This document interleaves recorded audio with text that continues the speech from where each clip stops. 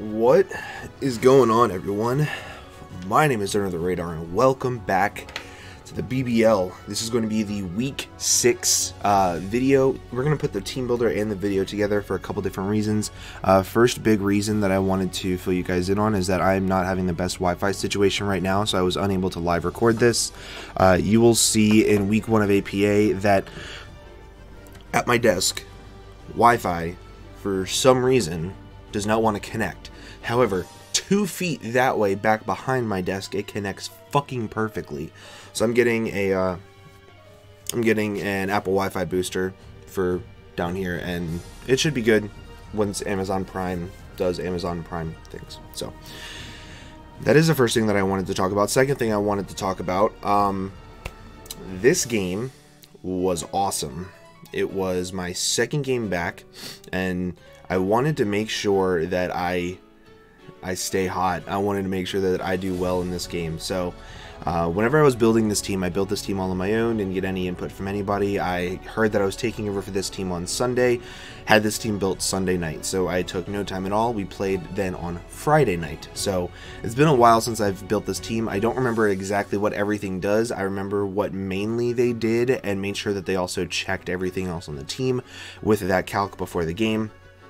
Also, shout out to Glitch X City for the music in the background. Amazing, amazing musician. I love her remixes. Anyway, ew, I don't want to do that. So let's go ahead and talk about his team. Marshadow, Mega Scizor, Nidoqueen, Rotomwash, Arcanine, Lottie, Diancie, Mandibuzz, Cinccino are basically the only things he has on his team. Go-Go and Sliggoo are not actual Pokemon. Don't worry about them. So everything that I wanted to do this game, I wanted to ensure that I'm able to beat down his big 7. Marshadow, Scizor, Nidoqueen, Rotom, Arcanine, Lottie, Diancie, Mandibuzz, Cinccino. Big 9. Those are the main ones that I wanted to make sure that I was able to deal with.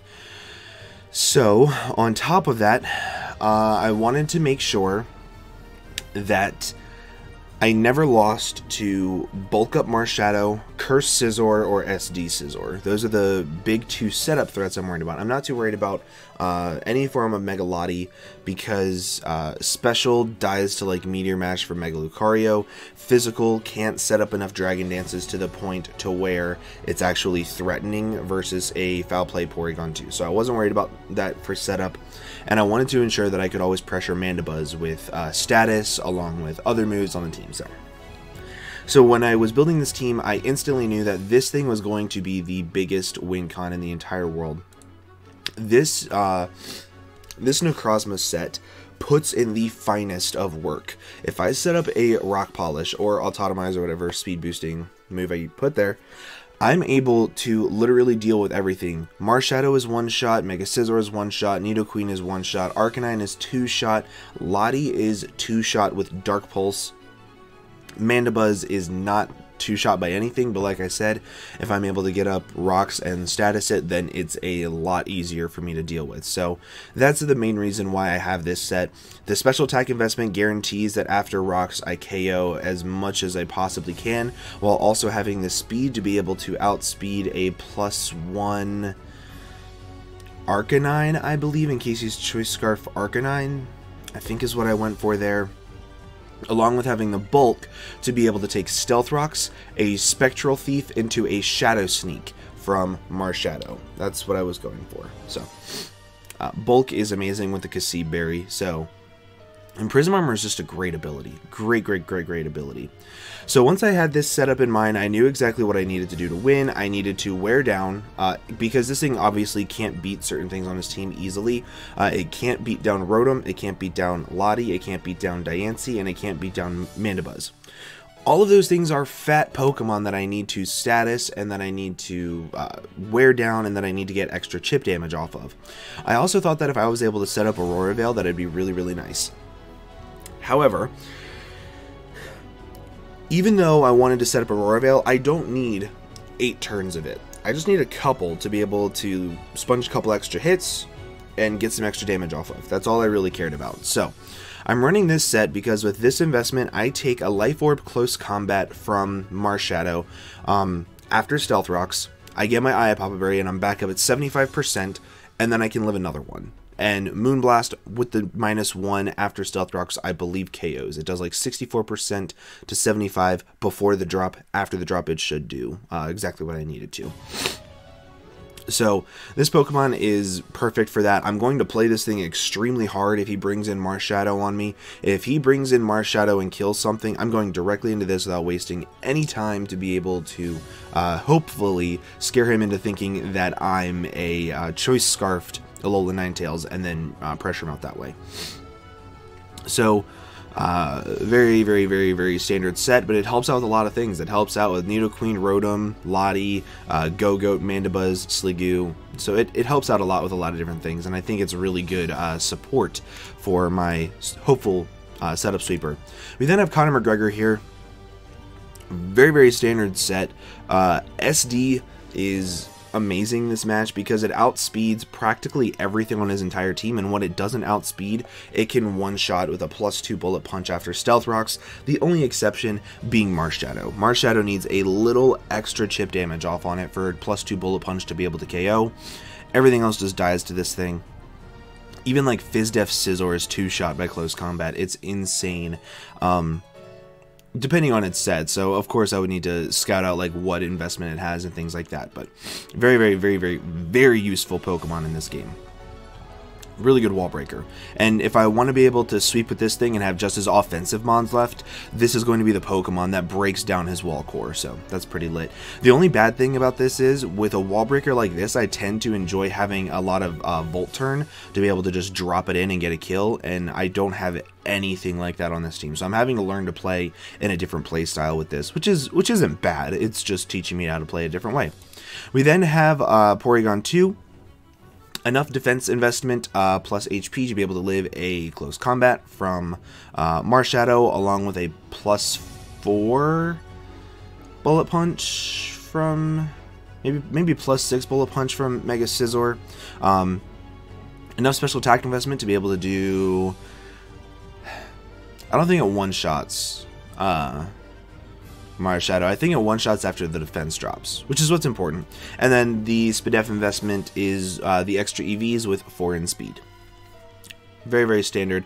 Recover Toxic. Toxic is how I want to wear down every single one of his fatter Pokemon, like every single one of them. From where's the mouse? Right there.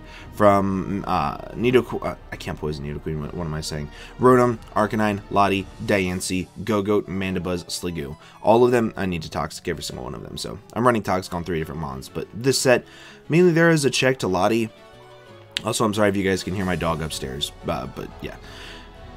Mainly there is a check to Lottie. If he doesn't bring Lottie, then it's a little bit different of a story, but this is mainly the check to Lottie. So, we are then bringing another Cassib Berry and Dusknoir. This is another check to Marshadow. The reason why this is another check to Marshadow, this Pokemon guaranteed gets off the damage on Marshadow that I need for +2 bullet punch if that's my win con, Moonblast if that's how I need to kill it, or to ensure that it can never set up too much on me and I can just kill it with a Photon Geyser outright. So that's the main reason why I have this. With the attack investment, I 2-hit KO Mega Scizor with Fire Punch as well. And again, another Toxic user, because his best switch into this thing is Mandibuzz. If I have this thing in on the vast majority of his team, he has to go into Mandibuzz or Rotom Wash, which is pretty awesome. I instantly get them poisoned. And then, of course, I have the mandatory Stealth Rocks user on the team.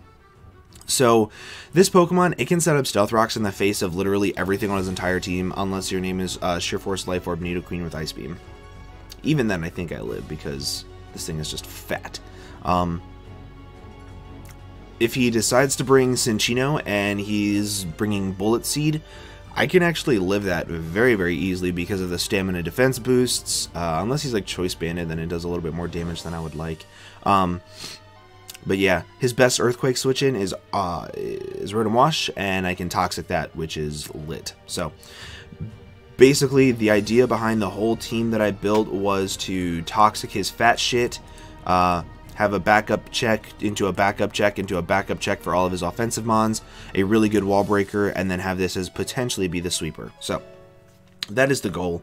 Let's go ahead and hop over to the battle. We'll kill the music and we'll do this. So as you can see, he brought Cinccino, Marshadow, Rotom Wash, Mandibuzz is that thing's name, Arcanine, and Mega Scizor. So instantly going into this game, I think that I'm at an advantage because he did not bring Stealth Rocks. That is phenomenal for me. Stealth Rocks are something that is, I think that Stealth Rocks are the first thing that you should put on a team every single time, or know of how you want to bring your Stealth Rockers. Hold on one second, my girlfriend just texted me.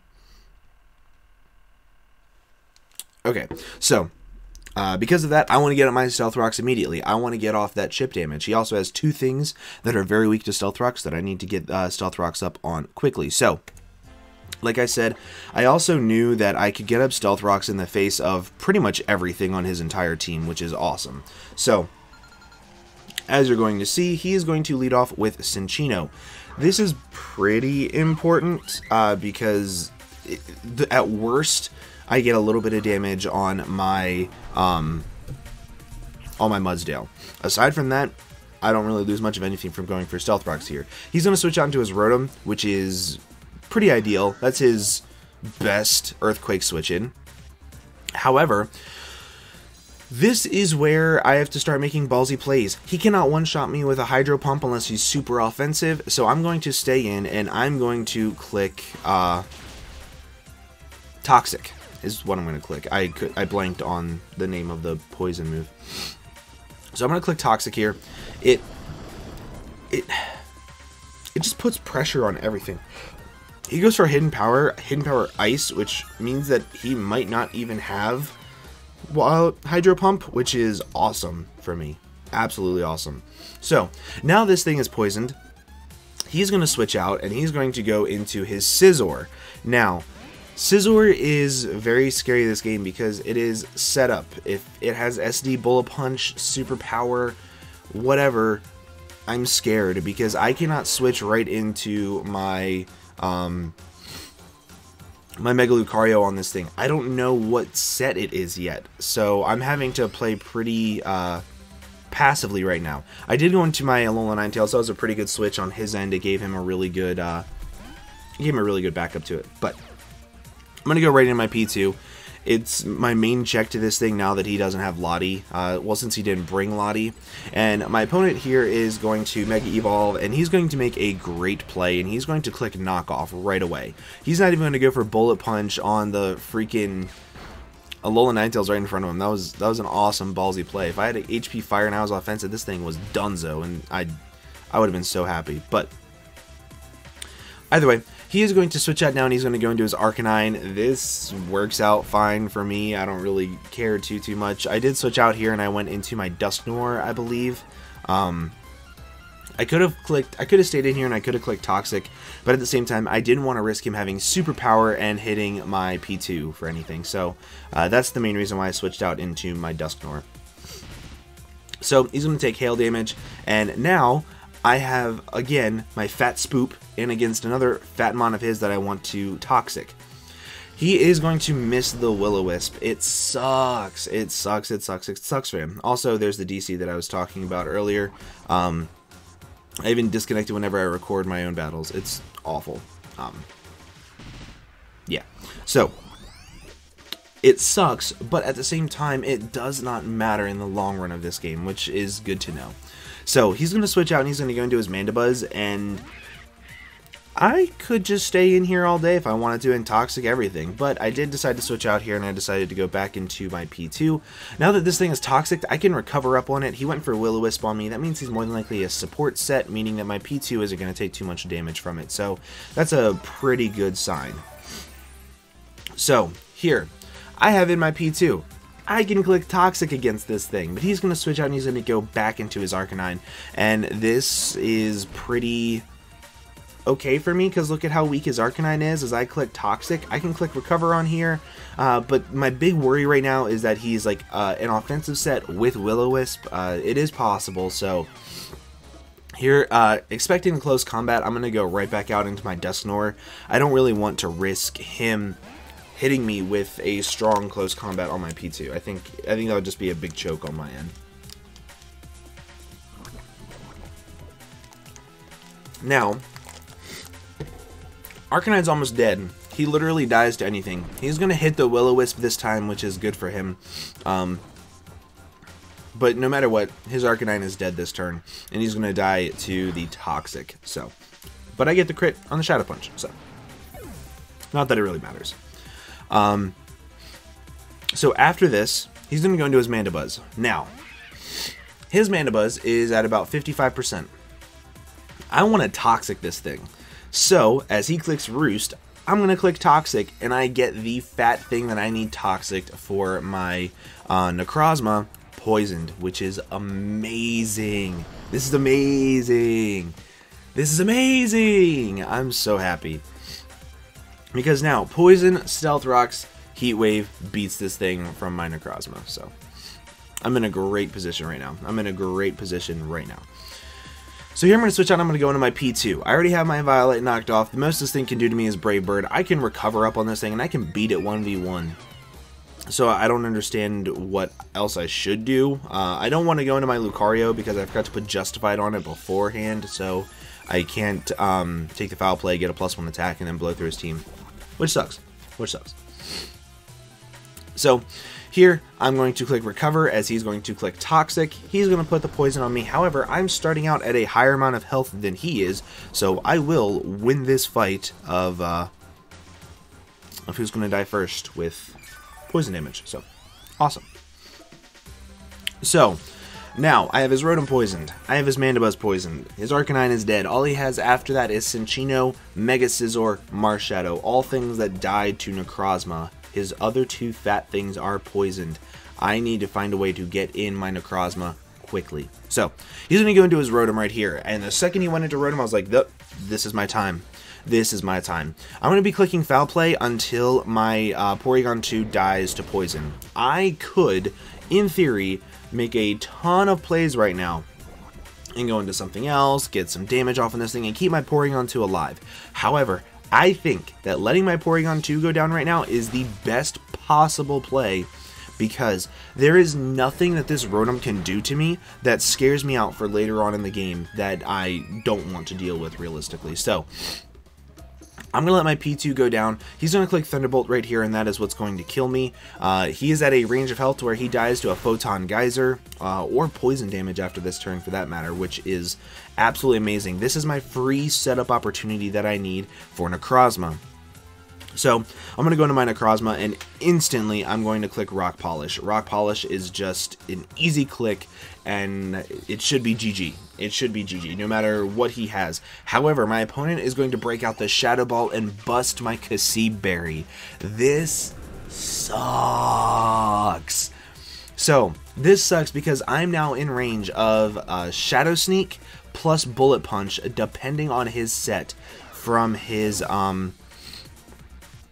Marshadow. On top of that, he doesn't even need to go into Marshadow because his Mandibuzz doesn't die to one specific hit. He gets to click Foul Play on me as I try to two-shot him with Heat Wave. So, as you're going to see, I do two-shot him with Heat Wave. But now he gets to click Foul Play. So now I'm definitely in range of Foul Play plus Shadow Sneak plus Bullet Punch, which is awful. If he's a Life Orbed Shadow Sneak, I'm in range of Life Orbed Shadow Sneak. So that Shadow Ball on Rotom was a massive hiccup in my play. If I had brought Calm Mind instead of Dark Pulse, I think that if I had set up a Calm Mind in that thing's face, I think I would have been pretty good, but I don't know. So he's going to go for the Shadow Sneak here, and as you're going to see, it is going to take me down to 1 HP, and I'm going to click Photon Geyser. He was not Life Orbed. I was almost guaranteed to live that hit, if I remember correctly, depending on his set. If he was like Spoopy Plate or Muscle Band or something like that, then it was a roll, and then I just got lucky with the roll. But I do get to take out Marshadow with the Photon Geyser. Now he gets to go into his Mega Scizor, and he gets to click Bullet Punch. So, I'm in a tough spot because now I can go into Mudsdale. Here, let me pause real quick. So, I can go into Mudsdale, right? If I go into Mudsdale and he's Curse, I lose. If I go into Mega Lucario and he is Superpower, I lose. So, it literally is going to come down to a 50-50 of what I think he is. He has revealed Knockoff. He has revealed Bullet Punch. that does not help me any about what he could be. His last two moves could be Curse, Swords Dance, Roost. Either one of those setup moves in Roost. It could be Superpower Roost, Superpower Swords Dance, whatever. So I'm scared. However, there is a scenario where I win no matter what it is, and that is where he does not have Roost. If he does not have Roost, I go into my Mudsdale, and I click Earthquake once, and he's guaranteed in range of close combat from my Mega Lucario, and I live a +2, Bullet Punch with my Mega Lucario, and I kill this thing. That is a scenario where I win. So that's the scenario that I'm going to bank on, is that he doesn't have Roost, or he doesn't have Superpower. Whichever one. He's going to go for the knockoff here, and he's going to get rid of my leftovers, which is a little less than ideal, but it's whatever. So I'm going to go for Earthquake here, and as you're going to see, it is going to be a very easy 2-hit KO on this Scizor, because he is not defensive like I thought. So, now, he's going to reveal his last move, which is Hidden Power. Hidden Power Ice for my, what is that thing called? Salamence. So, I think that revealed his entire moveset to me, as long as I'm assuming that his last move is Superpower for my Mega Lucario. So, now, all he has left is his Cinccino, and there is a scenario where I can still lose this, I believe. If he is like, I think if he's like Choice Specs Focus Blast and hits 2 Focus Blasts, but then he can't beat my Dusknoir. So he's going to go for the Bullet Seed here, and as you're going to see, it is going to take 4 hits to take out my physically defensive Mudsdale from 41 HP. That is insane how little damage it does because of the stamina boosts. I love it. I love it. I love this Pokemon.